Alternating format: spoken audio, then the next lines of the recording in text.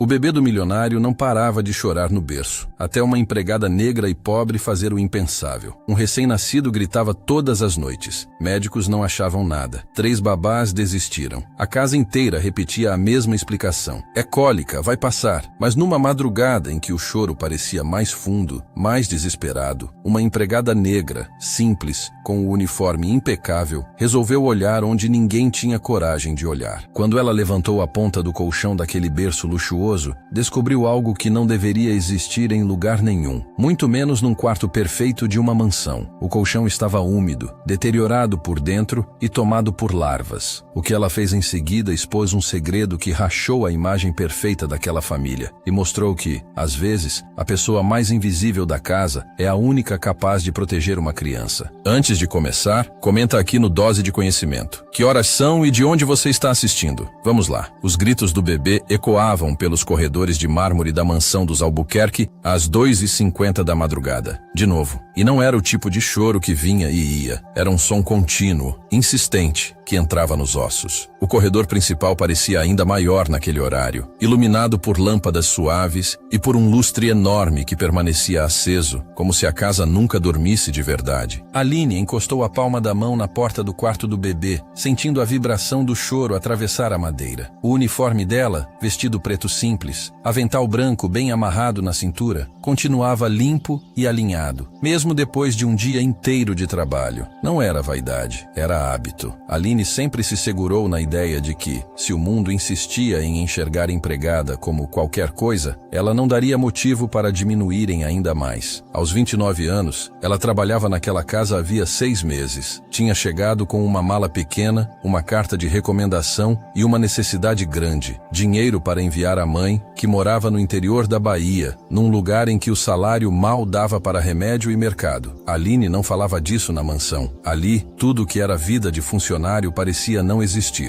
Mas toda semana, ela contava os dias para mandar um valor, mesmo que fosse pouco. Era o jeito dela de continuar sendo filha, mesmo longe. Naquela noite, porém, a rotina que ela conhecia estava desmoronando, porque o choro do bebê era diferente. Aline já tinha cuidado de crianças antes, já tinha sido babá, já tinha visto o bebê chorar de fome, de frio, de fralda, de sono, mas aquilo parecia dor, parecia pânico, parecia um pedido de socorro que ninguém queria traduzir. Aline, a voz veio cortando o corredor como lâmina. Aline se virou e viu Helena Albuquerque parada ali, com um robe claro de seda, cabelo preso de qualquer jeito e um rosto tão cansado que a maquiagem não conseguia disfarçar. Os olhos de Helena estavam fundos, mas o olhar ainda carregava a mesma autoridade de quem sempre foi obedecida. Ela não parecia apenas exausta, parecia irritada por estar perdendo o controle. Por que ele ainda está chorando? Helena perguntou sem cumprimentar. Era para você resolver isso. Aline respirou devagar antes de responder. Ela sabia como funcionava. Naquela casa, explicação virava desculpa, cuidado virava obrigação, preocupação virava insubordinação. Dona Helena, eu tentei de tudo. Eu já troquei a fralda, tentei fazer arrotar, balancei no colo, fiz tudo com calma. Eu não pago você para tentar. Helena deu um passo, a voz baixa e dura. Eu pago você para dar certo. Os brincos de Helena, pequenos e brilhantes, pegaram a luz do lustre quando ela virou o rosto, como se nem quisesse ver o choro de perto. Meu marido tem uma reunião importante daqui a poucas horas. Faça isso parar. Agora. E Helena saiu, como quem encerra um assunto. Aline ficou parada por um segundo, sentindo uma mistura de medo e indignação. Não era medo do trabalho, era medo do que aquela criança estava vivendo. E medo de que, por mais que ela tentasse, nada mudaria. Ela abriu a porta do quarto do bebê e entrou. O ambiente era impecável. Parecia cena de catálogo. Paredes claras, uma poltrona macia, cortinas pesadas, uma luminária em formato de nuvem, um tapete grosso, brinquedos organizados por cor. O ar-condicionado mantinha a temperatura exata. Uma babá eletrônica de última geração piscava na prateleira. Tudo era tão perfeito que dava a sensação de que ali não cabia sofrimento. Mas no centro do quarto estava o que desmentia toda a propaganda. O pequeno Davi, com apenas 3 semanas de vida, deitado no berço de acabamento dourado, gritando com o rosto vermelho, as lágrimas escorrendo e o corpinho se mexendo sem parar em cima dos lençóis brancos. Aline se aproximou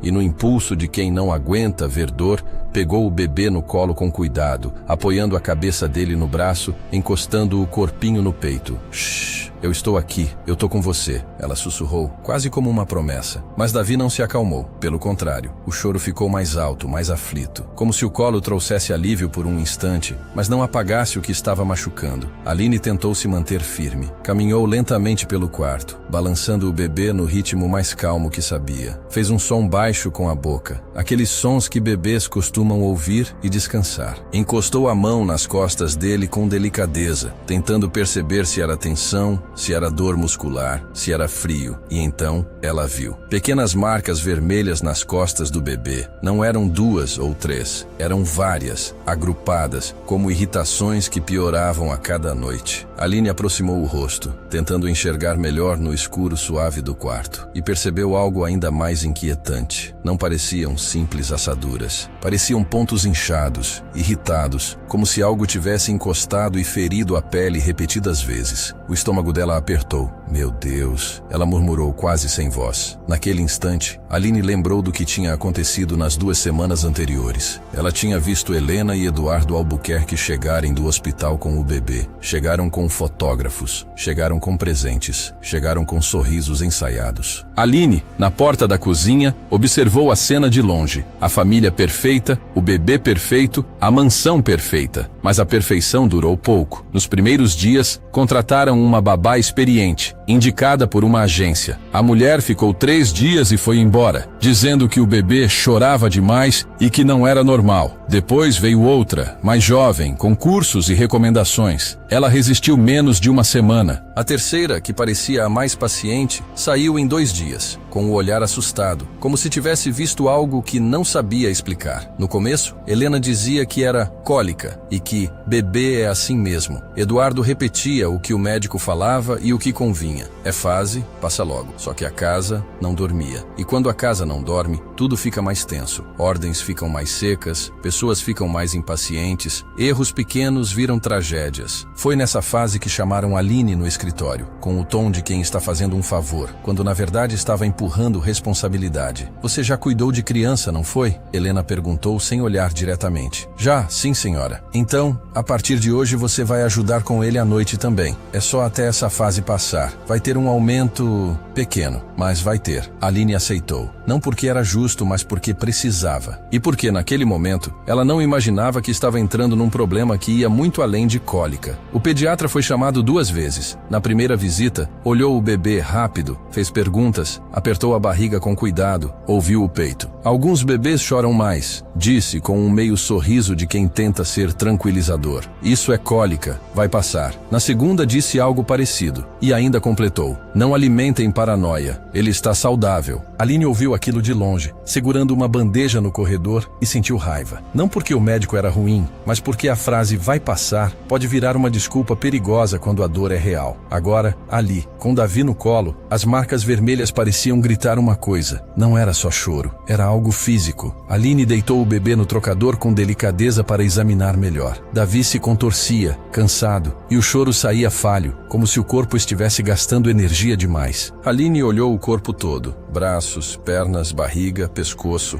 Nada chamava a atenção além das costas. As marcas de perto pareciam ainda mais irritadas. Aline sentiu o peito apertar de culpa, mesmo sem ter feito nada de errado. O que está te machucando? Ela sussurrou, com lágrimas começando a formar. Me mostra, me ajuda a te ajudar. Ela voltou os olhos para o berço. Tudo parecia limpo. Os lençóis estavam frescos. Ela mesma tinha trocado naquela manhã. O quarto cheirava a produto caro, aqueles cheiros suaves que prometem conforto. Mas, por alguma razão, Aline teve uma sensação estranha, como um alerta, uma lembrança de outras casas em que trabalhou. Às vezes o problema não está no que se vê, está no que se esconde. Ela se inclinou sobre o colchão e pressionou a mão. Sentiu uma coisa que não deveria estar ali, umidade. Uma parte do colchão parecia ceder mais do que o normal, como se estivesse mais mole, mais frágil. Aline tirou a mão na mesma hora e ficou olhando, tentando entender. Olhou para a porta. O corredor estava silencioso. Helena tinha voltado para a suíte. Eduardo, provavelmente provavelmente, dormia de qualquer jeito antes da reunião. Aline sabia que, se ela chamasse Helena naquele momento, a resposta seria: amanhã eu vejo. E Davi não podia esperar amanhã. Ela tomou uma decisão. Com cuidado, levantou a ponta do lençol e puxou o elástico devagar, sem fazer barulho. Depois, levantou o canto do colchão. No primeiro segundo, ela achou que eram sombras, mas seus olhos se ajustaram, e a verdade veio com força, como um soco. A parte de baixo do colchão estava escura, úmida, com manchas irregulares, e se movendo sobre aquilo, havia um aglomerado de larvas, dezenas, centenas, se espalhando. Aline sentiu um enjoo imediato. Levou a mão à boca para não fazer som. O colchão não estava apenas sujo, estava deteriorado, como se tivesse sido guardado em um lugar úmido por muito tempo. Como se por dentro existisse uma decomposição silenciosa, alimentando o que não deveria existir num quarto de bebê. Aline deu um passo para trás, tentando manter a cabeça no lugar. Como isso está aqui? A mansão tinha câmeras, tinha segurança, tinha manutenção, tinha tudo. E ainda assim, um bebê dormia em cima de um colchão que parecia condenado. Ela olhou para Davi no trocador, agora com um choro mais baixo, quase um soluço constante, e então olhou para as marcas nas costas dele. A resposta se encaixou com uma clareza dolorosa. Toda vez que colocavam Davi no berço, ele encostava naquele colchão, e o corpo dele sofria. A dor voltava, o medo voltava. Por isso ele se acalmava no colo e desesperava no berço. Aline sentiu raiva, mas não era uma raiva que explodia. Era uma raiva que endurecia por dentro, como quem decide que não vai mais assistir. Ela pegou o celular do bolso do avental com mãos trêmulas e tirou fotos, rápidas e claras, do canto levantado, das manchas, da infestação, da umidade. Depois tirou foto das costas do bebê, sem expor demais, só o suficiente para mostrar as marcas. Em seguida, pegou Davi no colo com firmeza e o encostou no peito, como se quisesse protegê-lo do mundo inteiro. Chega, ela sussurrou com a voz quebrada. Agora chega, eu tô com você. Ela deu 2 passos em direção à porta e congelou. Helena Albuquerque estava parada no batente, com o rosto pálido, como se tivesse visto um fantasma. A luz suave do corredor fazia sombras no rosto dela, e o silêncio do momento parecia pesado. Aline, por um segundo, pensou: ela vai se assustar, vai pedir desculpa, vai entender. Mas então Helena falou, e a frieza da voz destruiu essa esperança. Põe meu filho no berço. Agora. Aline apertou o bebê mais perto do peito. Dona Helena, esse colchão tá estragado, tá úmido, tem larvas. Ele dormiu em cima disso. Eu disse, põe ele no berço. Ele tá com marcas nas costas. Ele sentiu dor essas noites. Isso não é cólica. Você não sabe do que está falando. Helena deu um passo para dentro, tentando manter o controle. Esse colchão custou caro. É próprio para bebê, antialérgico, de marca. Aline respirou fundo e apontou com a mão livre para o canto levantado. Então olha, só olha. Helena olhou. Por um instante, algo vacilou no rosto dela. Um rachado rápido na máscara. Um susto, uma culpa, uma vergonha. Mas durou pouco. A expressão voltou ao normal, como se ela tivesse treinado aquilo a vida toda. Isso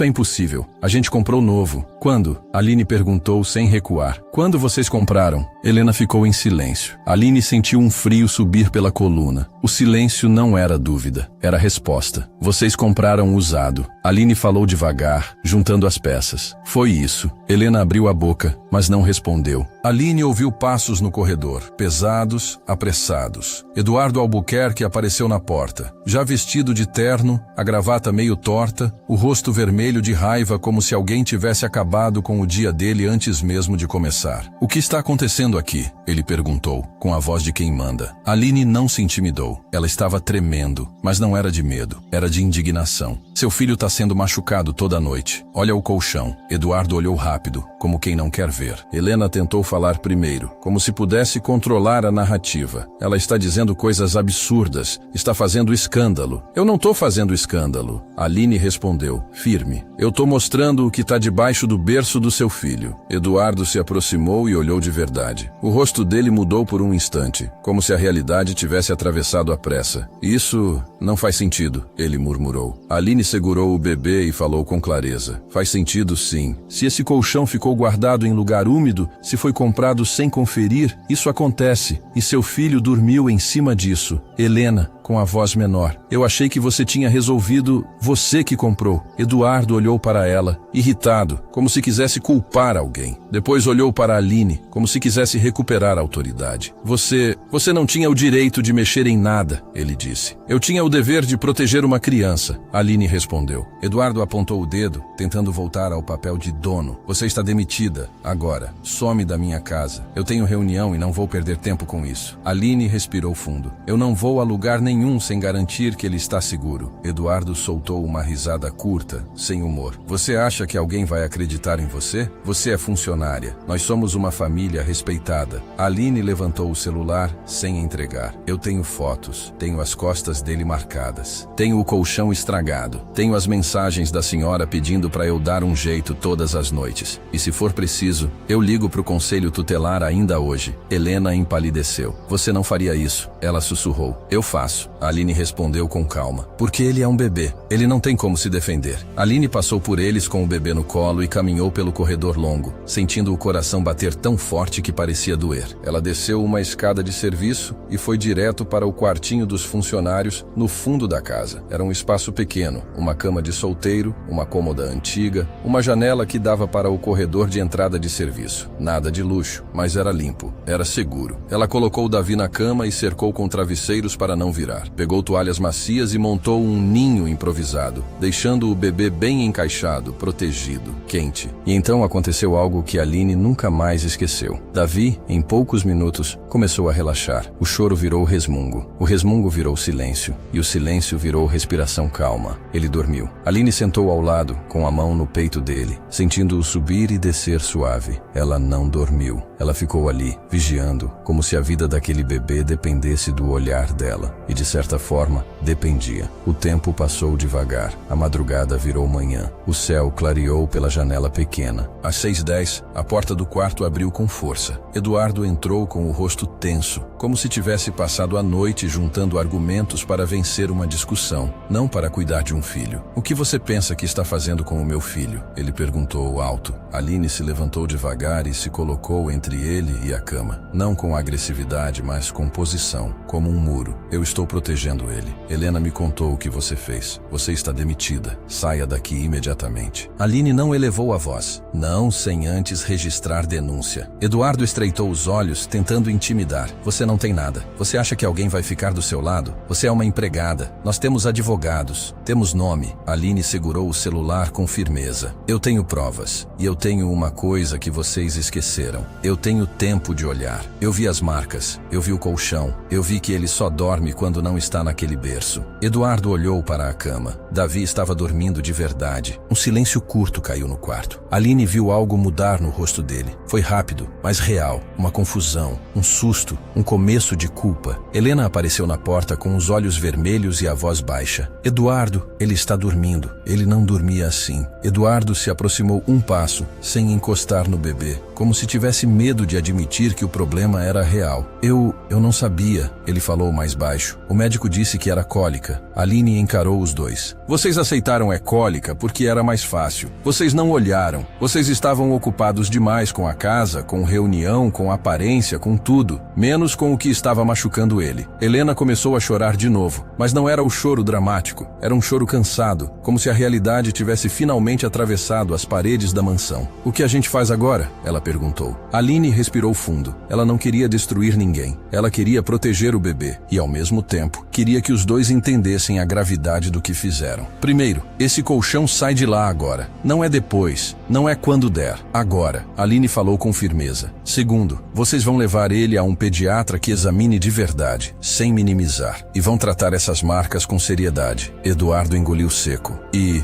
você fica? Aline olhou para Davi dormindo e sentiu uma coisa pesada no peito. Uma pergunta que não era sobre trabalho, era sobre consciência. Eu fico até eu ter certeza de que ele está seguro, ela respondeu. Mas as regras mudam. Eu não sou só funcionária se uma criança está sofrendo. Eu vou falar, eu vou registrar, eu vou denunciar se for preciso. Ela levantou o celular. Se eu ver qualquer coisa parecida de novo, essas fotos não ficam só aqui. Eduardo assentiu devagar, como alguém que perdeu a discussão, mas entendeu o motivo. Tudo bem. Helena, chorando, sussurrou. Obrigada. Por se importar quando a gente não se importou. Aline não respondeu de imediato. Ela não queria aplauso. Ela não queria gratidão para limpar culpa. Ela queria mudança real. E mudança real, ela sabia, não vem de palavras bonitas, vem de ação. Então provem. Aline disse. Simples. Provem que aprenderam. Pouco tempo depois, Aline ouviu movimentação no andar de cima. Funcionários da manutenção foram chamados cedo, algo raro. O berço foi desmontado. O quarto do bebê, que sempre parecia perfeito, virou uma pequena operação silenciosa. Eduardo ligou para alguém e, pela primeira vez, Aline ouviu a voz dele sem pressa, sem arrogância. Uma voz preocupada. Preciso de um pediatra hoje. Urgente. Helena ficou no corredor por alguns minutos, sem saber o que fazer consigo mesma. Aline viu naquele rosto cansado a imagem de uma mulher que tinha dinheiro para tudo, menos para admitir falhas. Mais tarde, quando o sol já tinha subido e a casa estava acordada, Eduardo voltou ao quartinho dos funcionários com um olhar diferente. Não era humildade completa, era a mistura de vergonha e susto. Ele vai ser atendido ainda hoje, ele disse. Eu já marquei. Aline assentiu. Eu vou junto. Eduardo ia reclamar, dava para ver, mas não reclamou. Tudo bem. Naquele dia, a notícia ainda não era pública. Não tinha escândalo na internet. Não tinha matéria. Mas havia algo muito mais importante do que a reputação de uma família. Havia um bebê dormindo em paz pela primeira vez. E isso para Aline valia mais que qualquer discussão. Quando a tarde chegou, Davi foi avaliado com calma. Um pediatra diferente, mais atento, fez perguntas, examinou as marcas, pediu cuidados e orientações. Falou de higiene, de alergias, de irritação e foi direto. Isso não é normal. Isso precisa ser tratado com seriedade. E o ambiente do bebê precisa estar seguro. Eduardo e Helena ouviram sem interromper. Pela primeira vez, pareciam pais, não donos de um cenário. Quando voltaram para a mansão, o quarto do bebê já estava sendo reorganizado. Um colchão novo, lacrado, comprado com urgência, foi entregue. E mais importante, o que estava errado foi retirado. Aline não comemorou. Ela apenas respirou como quem tira um peso da garganta. Naquela noite, Davi chorou menos. Ainda chorou em alguns momentos. Bebê é bebê. Mas o choro não era aquele choro de desespero que atravessava a casa como um aviso. Era um choro comum.